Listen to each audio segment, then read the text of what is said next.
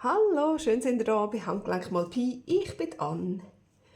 Heute möchten wir gerne so kleine Stempel schnitzen. Und zwar, ich tue in meiner Agenda, ich habe immer noch eine Papieragenda, ich finde das am praktischsten. Dort tue ich immer bei gewissen Sachen, die immer gleich sind, zum Beispiel eben Blumengießen oder Hundeclub, tue ich mir einfach ein Hündchen reinzeichnen oder ein Spritzkännchen reinzeichnen oder ein Kerzchen für Geburtstag oder so. Und jetzt habe ich gefunden, wäre doch das mega herzig, wenn ich das nicht jedes Mal reinzeichnen würde, sondern wenn ich einfach ein Stempel machen würde. Jetzt habe ich mir da so ein paar Sachen aufgeschrieben, die ich gerne möchte als Stempel haben. Und dann würde ich sagen, lassen wir doch einfach mal los. Ich zeige euch, was ich parat gemacht habe. Einmal mein Linolschnittset hier. Ein bisschen Stempelfarbe, das brauchen wir dann am Schluss zum Ausprobieren. So habe ich eben schon gemacht, das Hündchen und das Blumengiessen. Und dann ist da der Stempelgummi, den habe ich jetzt zum ersten Mal ausprobiert. Das ist der hier, den habe ich im Gerstecker bestellt.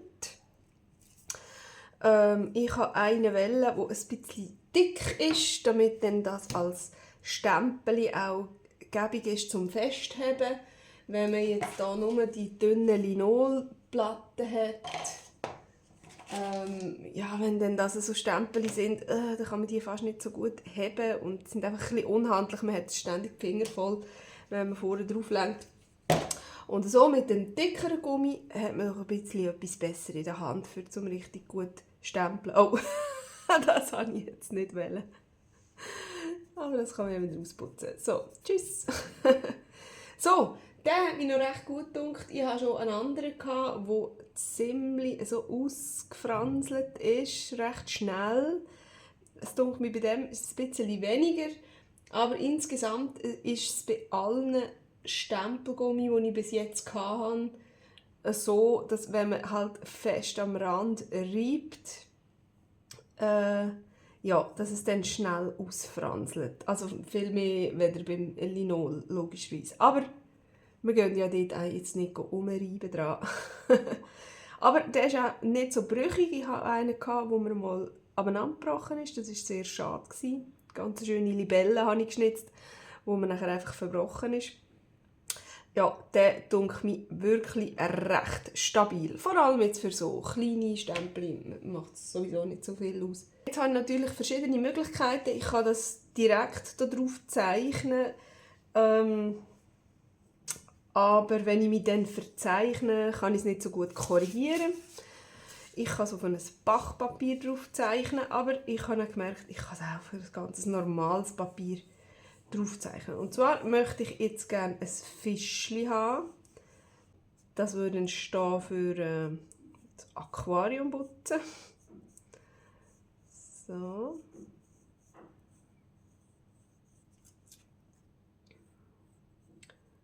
Kann ich mir hier ein kleines Fischchen zeichnen. So, lieg. Und so, mal schauen, wie viel dass wir von diesen Details schnitzen können. Ich finde, man kann immer viel mehr Details zeichnen. Und am Schluss sieht man dann, wie viel man schnitzen kann. Das Hündchen, das hat auch noch ein Auge gehabt. Aber das habe ich also wirklich überhaupt nicht geschafft, dort jetzt noch irgendwie drum herum zu gehen. Für das habe ich viel zu, nicht so feine Schnitzwerkzeuge. Oder ich bin einfach zu schlecht. So, jetzt mal schauen. Da habe ich eben schon 3 geschnitten. Dann schauen wir doch jetzt mal, ob das Fischchen da drauf Platz hat. Auf dem. Es gibt gerade so ein schönes Viereckchen. Zack. Ich glaube, es ist fast ein bisschen zu gross. He? Mit dem Backpapier sieht man es jetzt natürlich viel, viel besser, wo das es dann schlussendlich drauf kommt. So, aber das Fischschwänzchen können wir hier ein bisschen kleiner machen.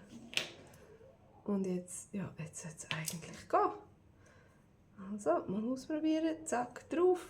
Ein bisschen andrücken. Gäbiger ist es natürlich umgekehrt, wenn ich es jetzt hier anstreichen kann. So, aber das lenkt schon. Jetzt hätten wir es drauf. Gut. Dann mache ich doch das zweite auch gerade. Dann hätten wir das auch gerade parat. Und das wäre das Kerzchen für den Geburtstag. Genau. Ein Geburtstagskerzchen.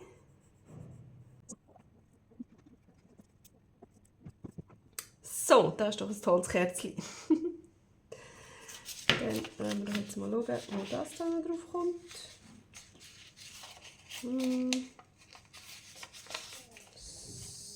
So kann ich natürlich schauen, dass ich das schön am Rand habe. So, zack. Da drauf, schwupp. Und dann weiss ich schon, wo ich durchschneiden muss.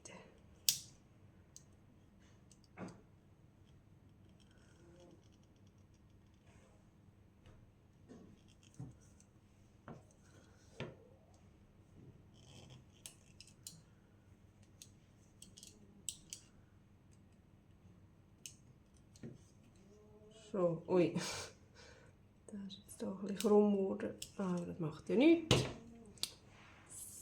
So. Dann lassen wir doch mal los. Muss ich echt ein bisschen näher kommen. So.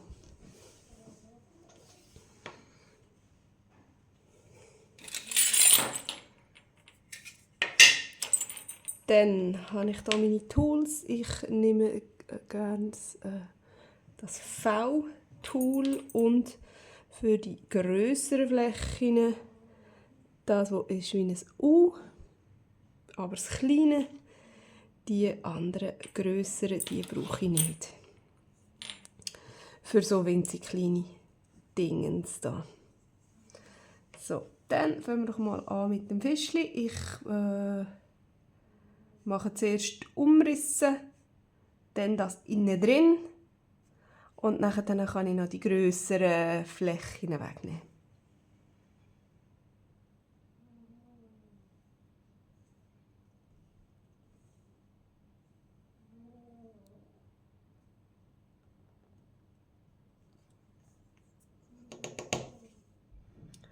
Das ist auf jeden Fall keine exakte Anleitung für zum Linolschnitzen oder Stempelschnitzen, weil ich habe das nicht speziell irgendwie gelernt oder so. Ich habe mir das selber beigebracht durch auch irgendwelche Filme schauen und so und Zeug nachlesen. Und ich mache einfach mal.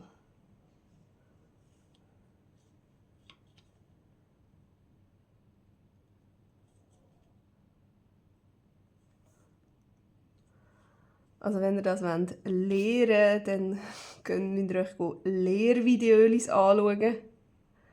Oder so. Oder einen Kurs machen. Ich kann euch einfach nur zeigen, wie ich es mache.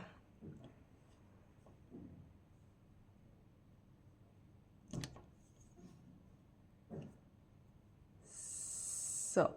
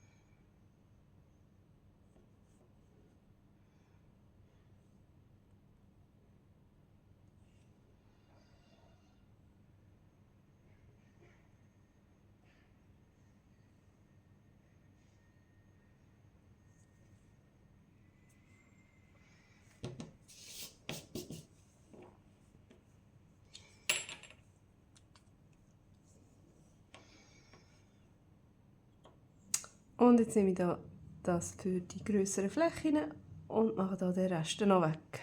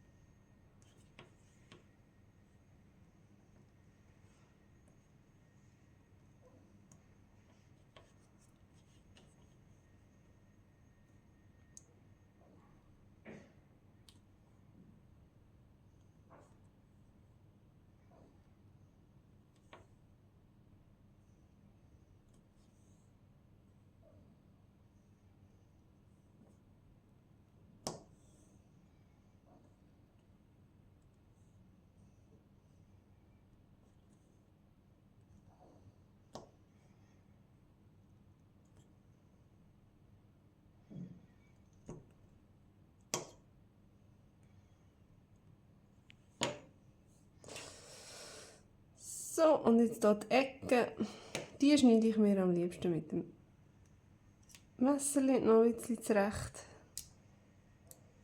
Auch so ein bisschen schräg, damit wir hier keine so Ecken bekommen. Wenn es ein bisschen Striche hat, finde ich das eigentlich noch recht cool.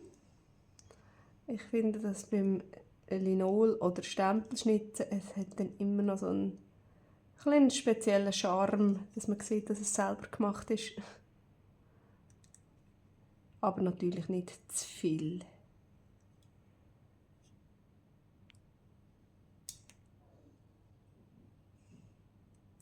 So.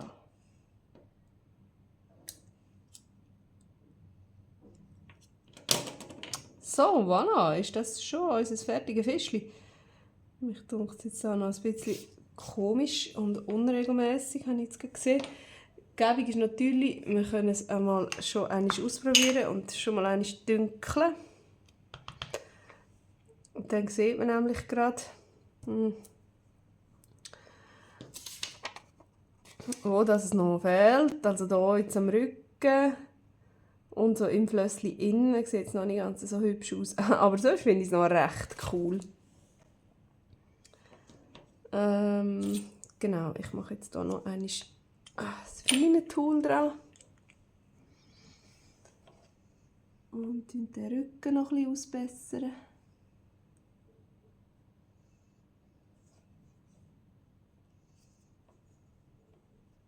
Und im Flössli innen. Was man auch super gut machen kann, dass man es besser sieht, ist mit Farbe oder mit Edding oder sonst irgendwas das anmalen. Nachher dann sieht man das super gut. So, ich glaube, alles andere, was jetzt so ein bisschen unregelmäßig ist, finde ich okay, kann man so lassen. Sieht gerade eben noch speziell cool aus. Es muss überhaupt nicht perfekt sein. Weil wenn ich es ja einfach so schnell Handgelenk mal Pi in die Agenda reinzeichne, ist es ja auch nicht höchst perfekt. So, jetzt wollen wir noch einmal schauen. Ja, ich finde es herzig. Sieht es schnussig aus. Super. Ich kann vielleicht mal noch schnell noch einmal das Hündchen abstempeln. So sieht unser Hündchen aus. Und das Spritzkännchen kann ich auch noch einmal zeigen. Das habe ich zuerst mit grün und das Hündchen mit rot gestempelt, aber das war dann irgendwie ein bisschen zu hell gewesen. Darum denke ich, werde ich es dann sowieso mit schwarz machen. So, Spritzkännchen. Sehr schnussig. Und jetzt kommt noch das Kerzchen dran.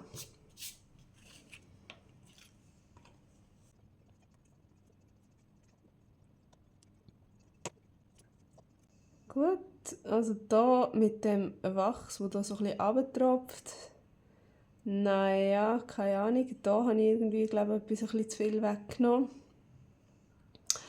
Und ob man den Docht drinnen noch sieht, das weiß ich nicht, das werden wir jetzt gerade herausfinden.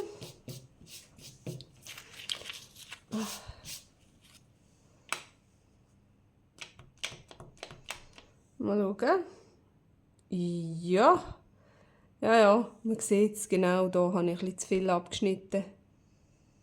Aber der Wachstropfen hier, der sieht eigentlich noch recht cool aus. Und ein winzig kleiner Docht, finde ich, gerade sieht extrem cool aus. Jetzt wollen wir doch mal schauen, wie sich das stempelt. Cool! Ich finde es herzig. Ich finde es mega herzig. Ich finde jetzt gerade da unten kann man noch ein bisschen mehr wegnehmen. Und dort oben im Ecke. So viel Geschmäus da muss es nicht haben. So, das da nehme ich noch weg.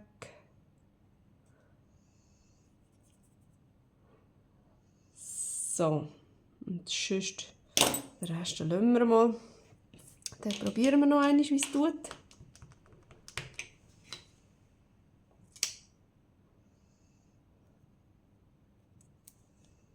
Yeah! Oh, ich finde es voll herzig. Ich habe schon Freude, wenn das nachher dann in meiner Agenda ist. So, dann hätten wir jetzt hier das Kerzchen und das Fischchen und das Hündchen und das Spritzkännchen. Das wären unsere mega herzigen Stempel. Vielleicht mache ich dann noch 2, 3. Ich muss mir noch genau überlegen, was mir noch fehlt für ein Bildchen für meine Agenda. Und ich finde, das ist ein super, mega herziges Projekt. Es geht auch super schnell. So ein Stempel, knappe Viertelstunde mit Ausdenken, Zeichnen, Aufzeichnen, Übertragen, Schnitten, bis es nachher dann fertig ist. Ich habe mega Freude an denen. Es hat mir mega Spass gemacht, die zu machen. Und ich hoffe, ihr habt auch ein bisschen Spass gehabt beim Zuschauen. Und dann würde ich sagen, sehen wir uns beim nächsten Mal wieder. Tschüss!